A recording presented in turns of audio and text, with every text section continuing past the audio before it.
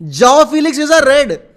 Just when I thought it couldn't get any worse, Chelsea ने दिखा दिया कि नहीं भाई, इससे भी खराब किया जा सकता है. And I am really feeling sorry for Chelsea. लेकिन वीडियो में आगे बढ़ने से पहले मैं आपको बताना चाहता हूं वन फुटबॉल एप्लीकेशन के बारे में. अगर आप भी एक फुटबॉल फैनेटिक हैं, अगर आप भी अपने क्लब के रिगार्डिंग, अपने फेवरेट प्लेयर के रिगार्डिंग या फिर किसी भी लीग के रिगार्डिंग न्यूज़ रखना चाहते हैं अपने दिमाग में, पढ़ना चाहते हैं, समझना चाहते हैं इस गेम को, तो आपके फ़ोन में वन फुटबॉल होना बहुत ज़्यादा ज़रूरी है.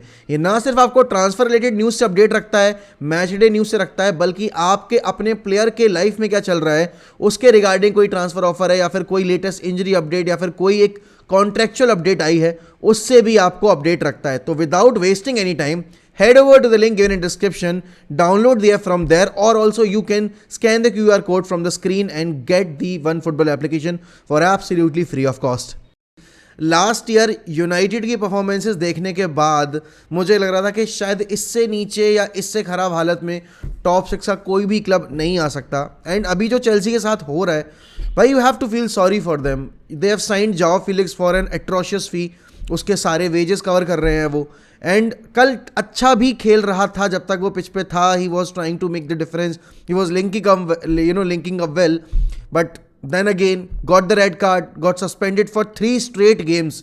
मतलब जब आप एक प्लेयर को लेकर आए हो आपकी अटैक की प्रॉब्लम सॉल्व करने के लिए, और उसी बीच में आपका वही प्लेयर रेड कार्ड लेकर सीधे 3 गेम के लिए सस्पेंड हो जाता है, भाई they are in deep deep trouble. And इस ट्रबल की वजह मैनेजर को आप ब्लेम करोगे सो करोगे, बट प्लेयर्स भी हैं.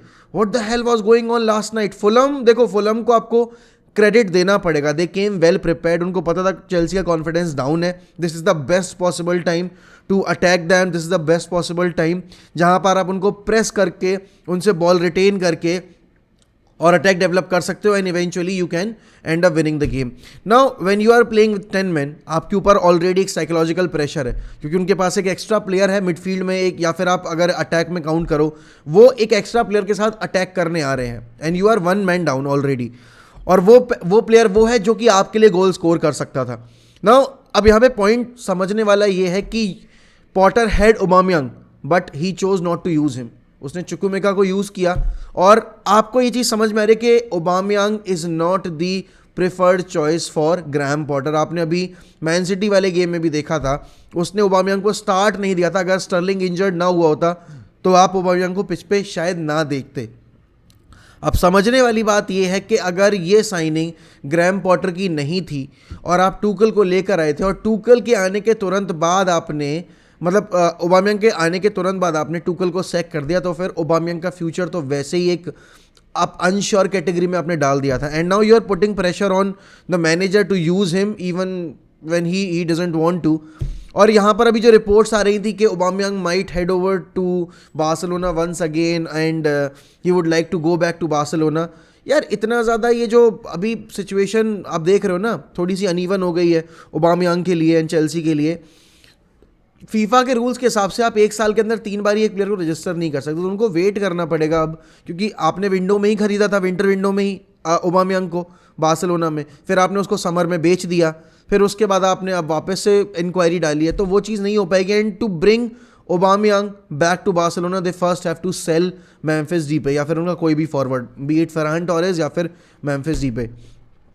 एंड यहाँ पर अब समझने वाली बात यह कि चेल्सी का सीज़न यहाँ से और वर्सन अप हो सकता है, क्योंकि अभी जब चैंपियंस लीग फुटबॉल वापस लौटेगी तो उनको और ज़्यादा गेम्स खेलने पड़ेंगे एक ही वीक के अंदर. आपको पता है वो FA कप से बाहर, वो कैराबाओ कप से बाहर, तो वो 2 कप कंपटीशन से बाहर हो चुके हैं.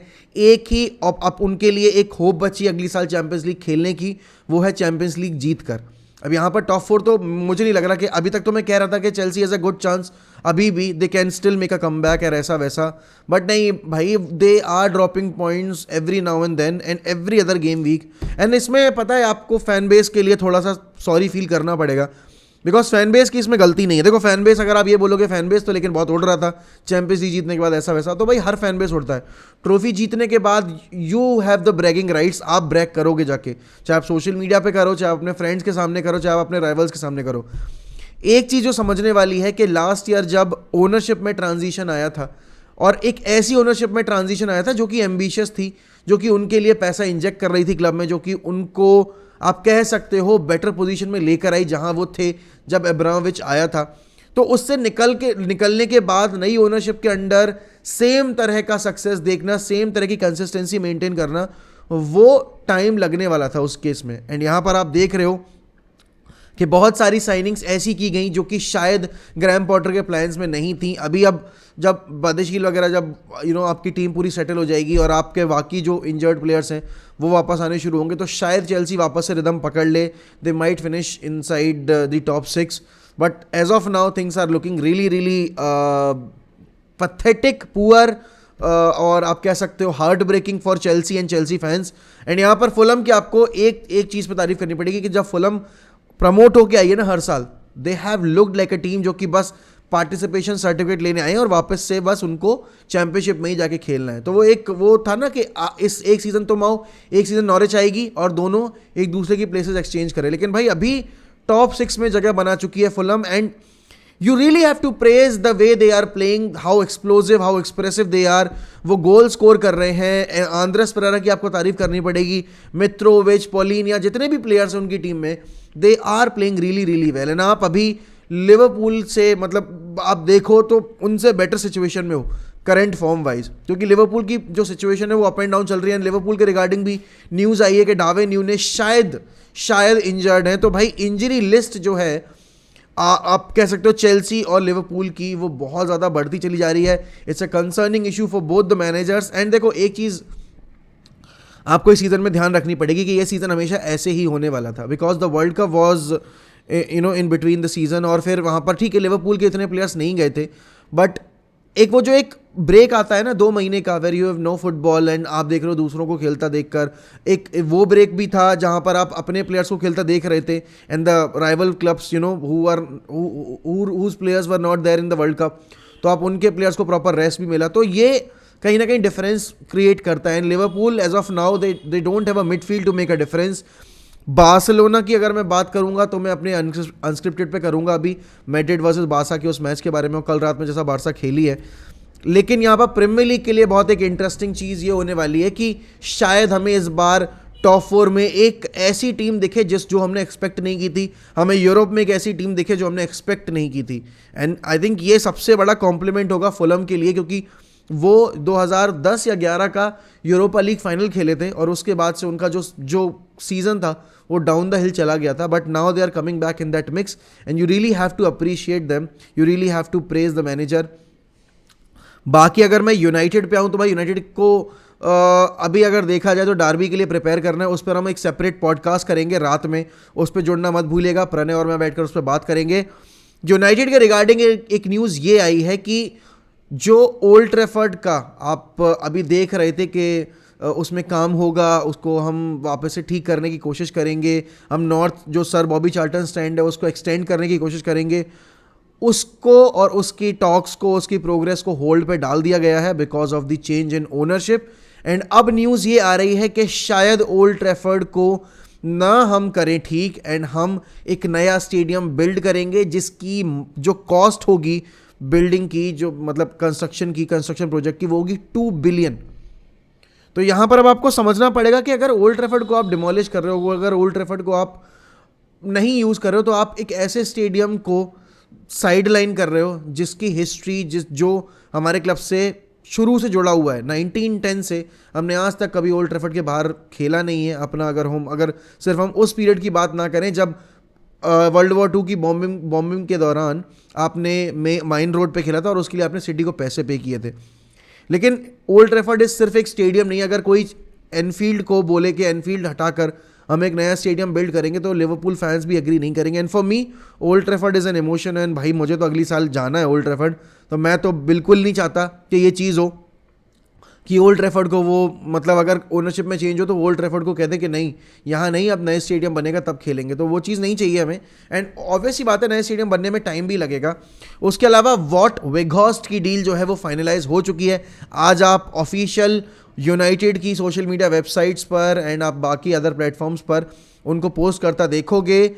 अभी प्रोबेबिलिटी इस चीज़ की काफ़ी कम है कि क्या वॉट वेगहॉर्स्ट कल के मैच डे स्क्वाड में खेलेंगे, मतलब इंक्लूड होंगे या नहीं होंगे, क्योंकि आज उनको एक सर्टेन टाइम लिमिट से पहले रजिस्टर करना पड़ेगा वाउट वेगहॉर्स्ट को, और उसके बाद फिर अगर ट्रेनिंग सेशन नहीं ले पाएंगे वाउट वेगहॉर्स्ट यूनाइटेड के साथ एक कम से कम, तो फिर कल के मैच के लिए प्रिपेयर कैसे करेंगे? थोड़ा बहुत तो एक सिनर्जी बैठानी पड़ेगी ना, कुछ नहीं तो कुछ नहीं, एक ट्रेनिंग सेशन रहेगा तो players would know his movement and देखो इतना तो नहीं समझ पाएंगे but at least he would come to know how the team is playing, what the manager is expecting of him and वो क्या अलग प्रोवाइड कर सकता है, वो सारी चीज़ें। बट डेफिनेटली यहाँ पर यूनाइटेड के पर्सपेक्टिव से अगर देखूँ तो Derby is a 6 pointer directly, और सिर्फ हमारे लिए नहीं बाकी टीमों के लिए भी ये गेम बहुत क्रूशल होने वाला है। With the likes of Spurs, the likes of Liverpool, the likes of Fulham as well, अगर आप कहना चाहो तो ब्राइटन एज वेल, क्योंकि ये सारी टीमें वो हैं जो हमसे पीछे हैं अभी। और अगर हम पॉइंट्स ड्रॉप करेंगे, अगर ये उस गेम वीक में पॉइंट्स गेन करते हैं इनमें से एक या दो भी, तो उनका अच्छा चांस बन जाएगा टॉप 4 में जगह बनाने का और नेक्स्ट ईयर चैंपियंस लीग में खेलने का। अब मेरा यहाँ पर कंसर्न ये है कि यूनाइटेड ने पिछली बार जो किया था, ईजिली पासेस गिव अवे किए थे सिटी को, एंड वो आप कह सकते हो कि बहुत आसानी से इस गेम को अप्रोच कर रहे थे एंड बहुत कैजुअली ले गए थे क्योंकि वो पिछले 5 मैच जीत कर आए थे। यूनाइटेड अभी सेम कंडीशन में लेकिन एक बेटर फ्रेम ऑफ माइंड में है। आपने टेन हैग का भी स्टेटमेंट सुना कि अगर हम पिछली बार की तरह खेलेंगे, I expect nothing but horrendous loss for us, and United को वो चीज़ें इंप्रूव करनी पड़ेंगी। If you are not playing well, if you are not giving up the fight to Man City, you are already surrendering in front of them. And देखो City के against ऐसा नहीं है कि हम रिजल्ट निकाल नहीं सकते, we can definitely get a result out of this fixture, but it's about our approach, it's about how focus we will be for the entire 90 minutes. And एक और चीज़ है, सिटी जब भी कोई गेम हार कर आई है, सिटी कभी भी किसी टीम के अगेंस्ट पॉइंट्स ड्रॉप करके आई है, तो वो अगले मैच में आकर बहुत ही रूथलेस तरीके से खेले। And I don't want us to suffer that way, the way we suffered in the last derby. Also ये टेन हैग के लिए आई थिंक ये पहला रियल टेस्ट है मैन सिटी वाले गेम के बाद ही वापस मैन सिटी वाला गेम, क्योंकि इस बीच में हमने बहुत अच्छा फॉर्म देखा है। इस बीच में हमने 20 अपनी विक्ट्रीज अंडर टेन हैग भी कंप्लीट कर ली है। हम ऑलरेडी लास्ट ईयर के टोटल विक्ट्री काउंट को मैच कर चुके हैं। This season was always going to be a challenging one, but Ten Hag made sure that this season हम इंजॉय कर पाएँ अपनी फुटबॉल। एंड देखो वो फील गुड फैक्टर जो है ना, वो कहीं ना कहीं आपके मन में है, आप वापस आ चुका है, आप एक्साइटेड रहते हो मैच डेज को, और इस डार्बी में जाते हुए भी आपके कहीं ना कहीं बैक ऑफ द माइंड ये थॉट ज़रूर है कि पिछली बार की तरह हम उस सिचुएशन में नहीं है जहाँ पर हमें डर इतना ज़्यादा लग रहा था कि हम कुछ नहीं कर पाएंगे। I think if we play on our potential we can still defeat Man City, and we can defeat Man City because we are playing at Old Trafford, and this season Old Trafford has, I won't say it has become a fortress, but it has started to feel like our home once again. The fans are singing, the players are enjoying, we are winning games at Old Trafford, we are clutching games at Old Trafford, and that's what you expect when you play at the Theatre of Dreams. And just as Peter Drury said against Liverpool, this is the sound of Theatre of Dreams when it's dreaming, and I want to dream, I want my players to dream, and I want the fans to dream as well while we are playing at Old Trafford, and this derby means a lot more than you would have anticipated it to be. And अभी यहाँ पर एक चीज़ समझने वाली ये है कि अगर ये जीत गए तो सिर्फ हम में और मैन सिटी में 1 पॉइंट का फासला रहेगा। एंड आपको पता है कि आर्सेनल और स्पर्स जो हैं वो भी मैच खेलने वाली है। अगर वहाँ पॉइंट्स ड्रॉप होते हैं तो भाई काफ़ी इंटरेस्टिंग हो जाएगा सिटी के लिए भी, आर्सेनल के लिए भी, क्योंकि फिर जो अभी इस गेम वीक के बाद अगर हम हरा लेते हैं या हम ड्रॉ कर लेते हैं तो आर्सेनल अगर जीत जाती है वहाँ पे तो पॉइंट्स गैप वो बढ़ा सकते हैं 7 से, मतलब अभी 5 का है, 7 का भी कर सकते हैं, 8 का भी कर सकते हैं, तो वो देखने वाली बात है। बट आप लोग बताइए भाई कि आपके हिसाब से चेल्सी ने क्या गलत किया है अभी तक, चेल्सी के एक्सपेक्टेशन जो है वो कहाँ तक पहुँचने की रही हैं अभी तक, और आपके हिसाब से चेल्सी कहाँ फिनिश कर सकती है, can they turn around this season. And जाओ फीलिक्स भाई, I am proud that he is a red, I am not going to lie भाई, he is a true red.